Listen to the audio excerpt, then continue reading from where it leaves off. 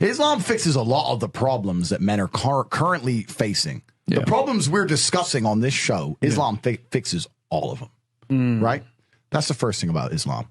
And I'm not a Muslim, right? If I had to choose a religion, I would, because I live in an Orthodox Christian country, I go to the Orthodox Christian church. I donate $20,000 a month to the church in the country I live in. The church in Romania is very powerful, and I like having church friends.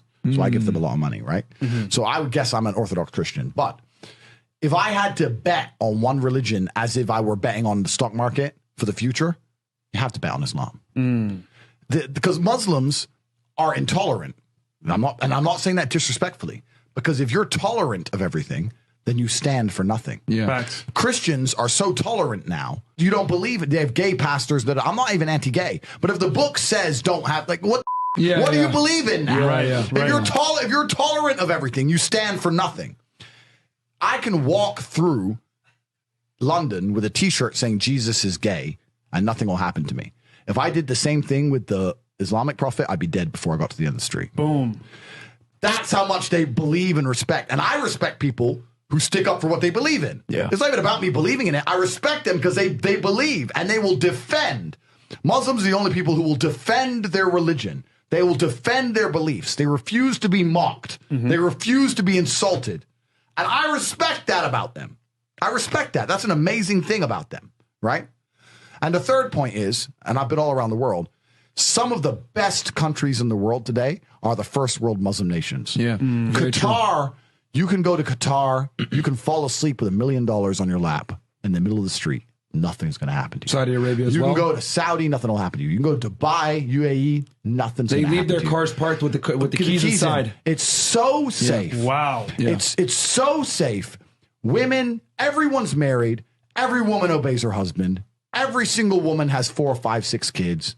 Big families, all the things we're talking about, all the problems we have here, right? They've got none of that, none of it, because of Islam. Islam keeps society in the role where women obey their man, women have children, women have big families, women are exceptionally happy to do so. Before some Western girl comes in here and runs her mouth, the Islamic women are happier than any you're going to see in the club tonight. They're very true. They're happy. Society is functioning. Their population is growing because in most Western countries, the population is declining. Yep. Tim Cass was talking about it today. I was talking. We were two people have one kid. kid. Doesn't work. Doesn't work, right? 2 people need to have 3.1 kids because people die, right? People die prematurely, blah, blah, blah, blah. So we have population problems in the West. They have none of the population problems. Society is functioning. And that's what society is. Society starts at the smallest possible group. You have families, and families make a street, and that street makes a village, and that village makes a town, that town makes a city, and that city makes a country. So if it's broken at the very fundamental level, if its family level's broken, then it's broken the whole way up. Yep. And that's what's happened in the West. And the first world Islamic countries have none of those problems. So if you're going to talk about a belief system that fixes issues, you need to go to Islam. And I will say this that will fix everything. I just have absolute, even though I wouldn't identify as Muslim, I have absolute respect for the ideology, respect for the mentality, respect for the warrior aspect of it. I respect it. They don't play. They don't play. You can't insult their shit. But you can insult the church all day. You can make fun of it. There's a show on Netflix about a gay Jesus. That's a joke, right? Ha, ha, ha. And what do the Christians do? Nothing.